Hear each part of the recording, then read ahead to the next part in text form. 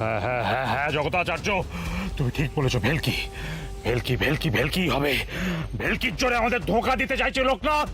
ভেলকি যদি না হবে তাহলে এই গাছ আমাদের চোখের সামনে ফুলে ভরে গেল না কেন? আমরা মুখ ঘোরানোর পরে কেন ফুল ফুটলো? ভেলকি, আমাদের ঠকাতে চাইছিস তুই লোকনাথ, প্রবঞ্চক। তার মানে সেই রাতে যজ্ঞকুণ্ডের সম্মুখে লোকনাথ যে পরীক্ষা দিয়েছিল তা ভেলকি ছিল। আমরা তো ভেবেছিলাম লোকনাথ নিজের সাধনার জোরে সফল হয়েছে, কিন্তু না, আজ দেখছি তা সবই মিথ্যে ছিল, মিথ্যে। না না, আমি মিথ্যে বলছি না, বিশ্বাস করো। মা, কালীঘাটের মা আমার সামনে চিন্ময় রূপে দাঁড়িয়ে আছেন। মা গাছটা ছুঁয়ে দিল বলেই তো গাছে ফুল ভরে উঠলো। আমি অলৌকিক কিচ্ছু জানি না গো, সবই মায়ের লীলা। এই ফুলে আদৌ মালা গাঁথা যাবে তো, নাকি এই ফুল স্পর্শ করা যাবে না? যদি ভেলকি হয়ে থাকে তবে এই গাছ ফুল স্পর্শ করা মাত্রই নিমেষে উদা হয়ে যাবে। এত কিছুর পরেও আপনাদের লোকনাথের কথা বিশ্বাস হচ্ছে না?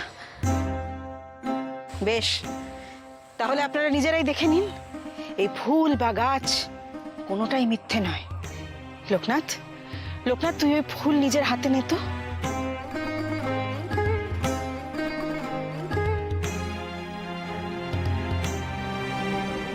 মা, আমায় এই ফুল দেবে গো, আমি তোমার পুজো করব।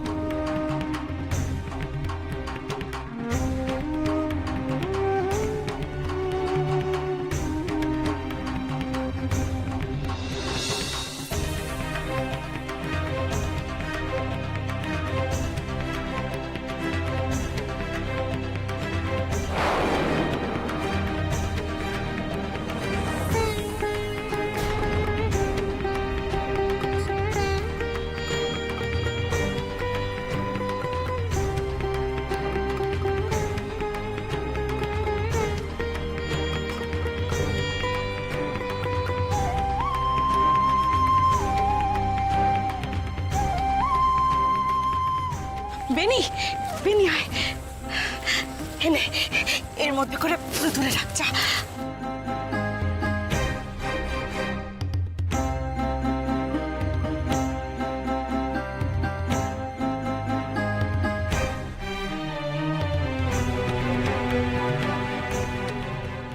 আশ্চর্য।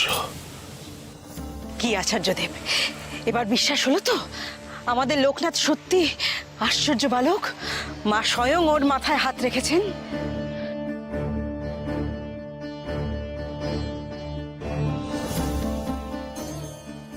কোথাও কিছু একটা ব্যাপার তো নিশ্চয়ই আছে, নইলে এমন কাণ্ড ঘটে কি করে?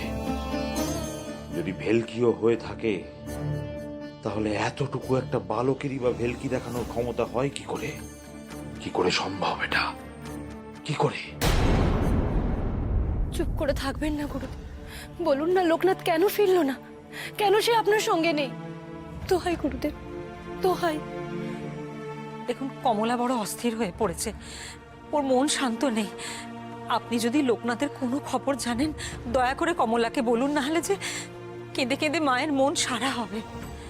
কমলা, লোকনাথ এখন কি করে ফিরবে? সে যে মায়ের ডাকে পথে বেরিয়েছে, তার এখন কত দায়িত্ব। নিজের শক্তিতে লোকনাথ এবার কালীঘাট মন্দিরে প্রবেশ করবে, মাকে দর্শন করবে। সেই শুভ মুহূর্ত আগত।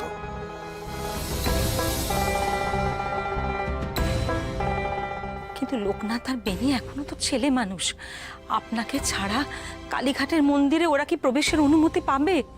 আমি তাদের যতটুকু পথ দেখানোর দেখিয়েছি সর্বমঙ্গলা। বিধাতার ইচ্ছে এবার সে নিজেই এগোবে, নিজেই নিজের গুরু এবং পথ প্রদর্শক হবে। কোনো গুরুর হাত আর লোকনাথের মাথার উপর দরকার নেই। তাই সময় মতো ঈশ্বর আমাকে তার থেকে আলাদা করেছেন। এটাই তো ভবিতব্য কমলা, এটাই ভবিতব্য। একে অগ্রাহ্য করার ক্ষমতা আমার ছিল না।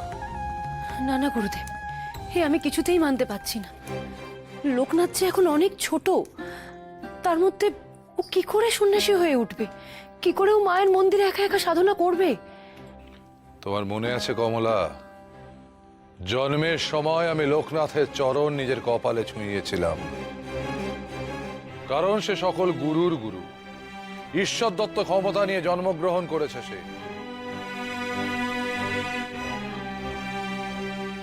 সে যে জগৎ পিতা হবে কমলা, তাকে নিয়ে মিছিমিছি চিন্তা করছো তুমি। শোনো কমলা, লোকনাথের কালীঘাটের মন্দিরে প্রবেশের সময় হয়ে গেছে। আজ সেই তিথি আগত। চোখের জল ফেলে তার পিছুটান তৈরি করো না। গর্ব করো, গর্ব করো, তোমার সন্তান আজ মায়ের দর্শন লাভ করবে। মায়ের আশীর্বাদ সে মাথা পেতে নেবে। আপনি আপনি সত্যি বলছেন গুরুদেব? আমার লোকনাথ মায়ের আশীর্বাদ পাবে?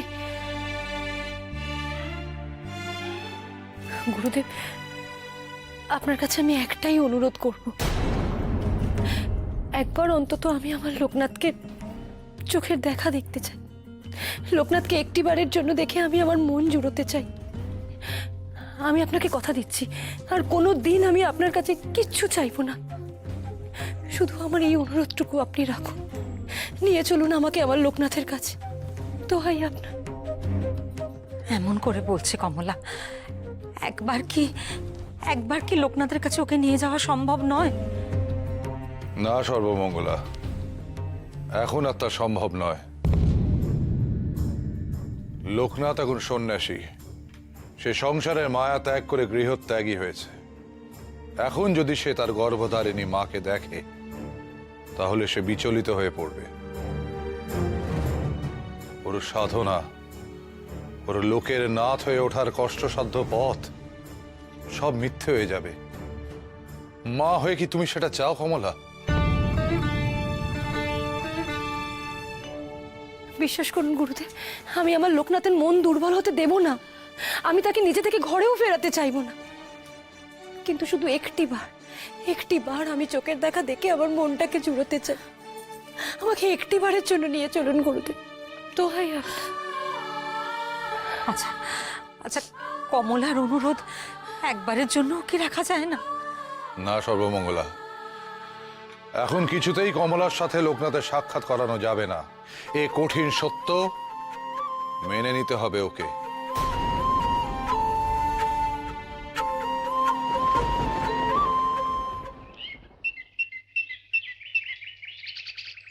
অসম্ভব, অসম্ভব, এ হতে পারে না। এর পেছনে নিশ্চয়ই কোনো চক্রান্ত আছে। কোথায় কোথায় মা কালী? কোথায় তিনি? যদি এসে থাকেন, আমি কেন দেখতে পাচ্ছি না তাকে? কোথায় তিনি? মা এই স্থানে আসেননি গুরুদেব। স্বয়ং মা এই স্থানে কখন আসতে পারেন না। বালক আমাদেরকে ভ্রান্ত করছে। ঠিক ঠিক বলেছ জগতাচার্য, ঠিক বলেছ। মা এখানে আসবেন আর আমাকে দেখা না দিয়ে চলে যাবেন, এ কখনো হতেই পারে না, হতেই পারে না, হতেই পারে না। আপনি তো এত বছর সাধনা করছেন আচার্যদেব, আপনি জানেন না মা সকলের কাছে ধরা দেন না? লোকনাথ যখন বলেছে তখন মা নিশ্চিত এসছেন। না, মা এসে থাকলে তার প্রত্যক্ষ প্রমাণ থাকতো। এইভাবে এই গাছ আমাদের চোখের আড়ালে মা ফুল দিয়ে ভরিয়ে দিতেন না।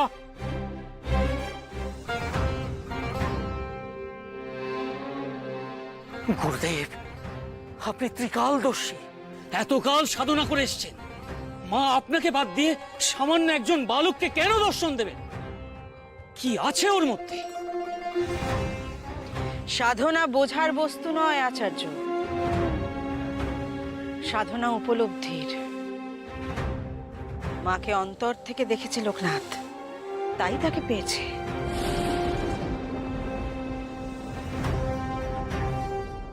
বিশ্বাস করো, মা এসেছে। তিনি আমাদের সামনে দাঁড়িয়ে সবকিছু দেখছেন। মিথ্যা কথা, মিথ্যাবাদী অর্বাচীন বালক। এখনো সময় আছে, আমাকে বল, কি করে তুই এই গাছে ফুল আনলি? কি জাদু বিদ্যা রপ্ত করেছিস তুই, বল। সবই তো আপনার চোখের সামনে হলো আচার্য, তবে কেন অবিশ্বাস করছেন? নো নো নো, বিশ্বাস করি না আমি। এই ইন্দ্রজাল, এ মায়া, আমার মা কখনো প্রকৃতির নিয়ম বদলাতে পারেন না।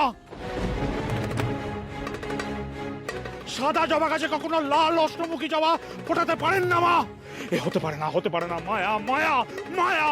ঠিক বলেছেন, এ হলো মায়া, এ হলো কালী রূপে মা মহামায়ার মায়া। জগৎ সংসার যে মায়ায় আবদ্ধ, সেই মায়া। ভৈরবী, আমার কথা কখনো মিথ্যা হতে পারে না। আমি বিশ্বাস করি না মা এখানে উপস্থিত হয়েছেন। তাই যদি হতো তাহলে আমরা কেউ টের পেতাম না। নিশ্চয়ই পেতাম গুরুদেব, নিশ্চয়ই পেতাম। মা এই স্থানে আসেননি গুরুদেব। লোকনাথ আমাদের সকলকে ভেলকি দেখিয়েছে গুরুদেব।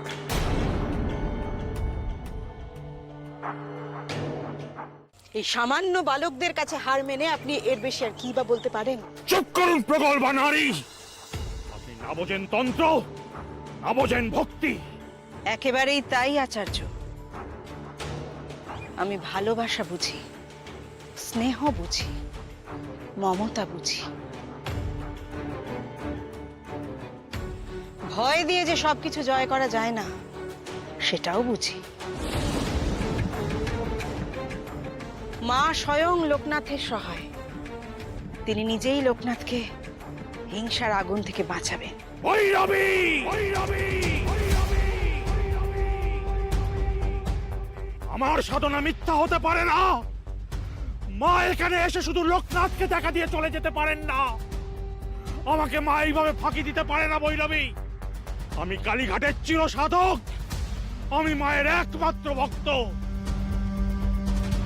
আপনারা কেন উঠছেন না? লোকনাথকে মা সত্যিই দেখা দেন। তাই যদি হয় তাহলে লোকনাথ, লোকনাথ দেখা কামায় মাকে। মাকে অনুরোধ করুক আমায় একটিবারের জন্য দেখা দেওয়ার জন্য। আর তা যদি না পারে তাহলে প্রমাণ করুক ওর অলৌকিক ক্ষমতা। ও প্রমাণ করুক মা কি করে ওকে রক্ষা করে। ও প্রমাণ করুক স্বয়ং মহেশ্বর বিভিন্ন পরিস্থিতিতে কি করে ওকে বাঁচান। ও প্রমাণ করুক যে ওর চলার পথে মা গঙ্গা কি করে দুভাগ হয়ে যায়। ও প্রমাণ করুক যে মা কি করে জল থেকে উঠে ওর কাছে আসে। প্রমাণ কর লোকনাথ, প্রমাণ কর। কালীঘাটের মাকে দর্শন করার জন্য আমি যে কোনো প্রমাণ দিতে রাজি আছি। ভয় পেয়ে পিছিয়ে যাবি না তো? না, কখনো না। লোকনাথ ভয় কখনো পিছায় না। বেশ, আমিও দেখব মা কি করে তোকে বাঁচান। মা যে কোনো পরিস্থিতিতেই লোকনাথকে বাঁচাবেন।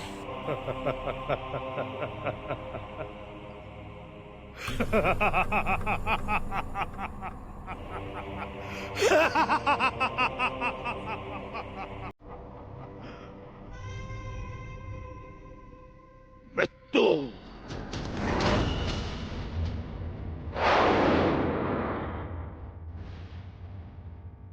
মৃত্যুর হাত থেকে ও মা লোকনাথকে বাঁচাবেন তো? ভৈরবী,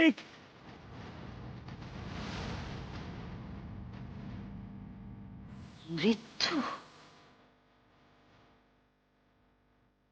এ কি কথা বলছেন আপনি আচার্য? ঠিকই বলছি। মৃত্যুর মুখোমুখি হয়ে লোকনাথ প্রমাণ করুক ও মায়ের ওপর কতটা ভরসা করে। লোকনাথ প্রমাণ করুক যে ও মায়ের সবচেয়ে প্রিয় সন্তান। না, যারা অবিশ্বাসী তাদের কাছে লোকনাথকে কিচ্ছু প্রমাণ করতে হবে না। আমি বুঝতে পেরেছি আচার্য, লোকনাথ যাতে কোনোভাবেই মায়ের মন্দিরে প্রবেশ না করতে পারে তার জন্য একের পর এক পরীক্ষা নিয়ে যাচ্ছেন আপনি। সব পরীক্ষা যখন লোকনাথ একের পর এক উঠে যাচ্ছে তখন তাকে আপনি মৃত্যুর দিকে ঠেলে দিতে চাইছেন। ছি, ছি, একজন বালকের কাছে হেরে গিয়ে এ আপনি কি করছেন? ছি ছি ছি ছি ছি। বালক? ভৈরবী, লোকনাথ এখন নিতান্ত সাধারণ বালক, তাই না? কিন্তু কিছু মুহূর্ত পূর্বে আপনি বলেছিলেন লোকনাথ দেব শিশু ও শিবকল্প, ওর মধ্যে ঐশ্বরিক ক্ষমতা আছে। আর যার মধ্যে ঐশ্বরিক ক্ষমতা আছে সে কেন মৃত্যুকে ভয় পাবে? কেন সে নিজেকে মৃত্যুর হাত থেকে রক্ষা করতে পারবে না? উত্তর দিন ভৈরবী, উত্তর দিন, কেন?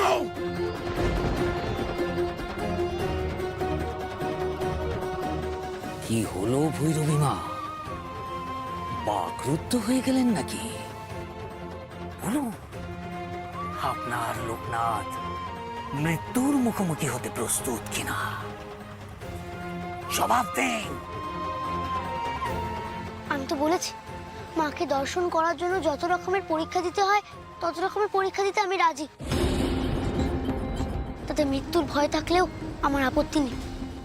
যিনি আমাকে পৃথিবীতে নিয়ে এসেছেন, রক্ষা করার হলে তিনিই রক্ষা করবেন। আমি জানি লোকনাথ, তুই যে কোনো বিপদকে জয় করে আসতে পারিস। আমার তোর প্রতি সম্পূর্ণ আস্থা আছে, কিন্তু ভৈরবী মা, গুরুদেব বলতেন যা ভবিতব্য তা ঘটবেই। দেখলে না, আমার দাদার সঙ্গে ঠিক তেমনটাই ঘটলো। দাদার মৃত্যু যোগ ছিল, তাই অসময়ে তাকে আমাদের ছেড়ে চলে যেতে হল। কেউ আটকাতে পারল না। ঠিক তেমনই আমার ভাগ্যে যদি মৃত্যু যোগ থাকে তবে আমার মরণ হবেই, কেউ আটকাতে পারবে না। যদি আমার ভাগ্যে বেঁচে থাকা লেখা থাকে তবে আমি ঠিক বেঁচে যাব। দেখো,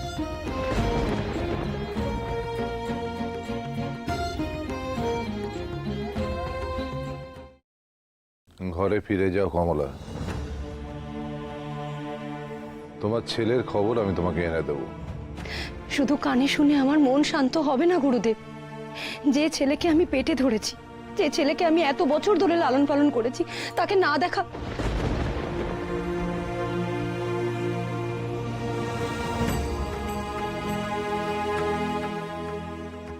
আচ্ছা গুরুদেব, লোকনাথের কি একবারও এই অভাগী মায়ের কথা মনে পড়ে না? সে যে তোমার আশীর্বাদ নিয়েই বেরিয়েছে কমলা। তোমার মুখখানি তাকে বল ভরসা যোগায়। সন্তান মায়ের থেকে দূরে গেলেও নারীর টান কি ভোলা যায়? আমাকে দয়া করুন গুরুদেব, দোহাই আপনার, একটি বারের জন্য হলেও আমাকে ওই কালীঘাটে নিয়ে চলুন। একবার আমি আমার লোকনাথকে দেখতে চাই। আমার ছেলের মুখটা আমি একবার দেখে আমার মনকে শান্তি দেওয়াতে চাই। আপনি তো এখন কালীঘাটেই ফিরবেন, তো আমি আর কমলা যদি আপনার সঙ্গে যাই, আমি মাকে দর্শন করে আর কমলা লোকনাথকে একবার দেখে তারপরে সঙ্গে সঙ্গেই না হয় ফিরে আসবো। সে হয় না সর্বমঙ্গলা। আমার স্থির বিশ্বাস লোকনাথ নিজেও কমলাকে ফিরে যেতেই বলবে। মা ছেলে মুখোমুখি হলে চিত্ত দুর্বল হবেই। তার থেকে এখানে সংসার ধর্ম পালন করাই শ্রেয়। কমলা, মা তুমি বাড়ি যাও, খানিক বিশ্রাম নিয়ে আমিও রওনা দেব কালীঘাটের উদ্দেশ্যে।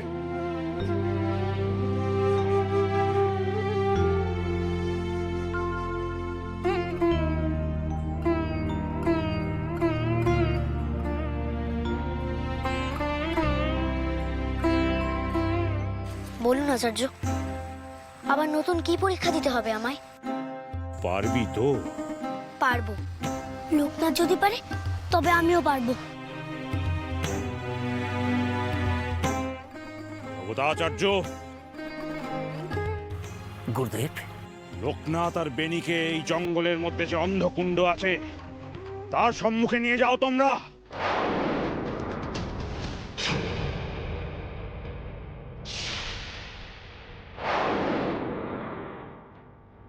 অন্ধকূপ? সেটা আবার কোথায়?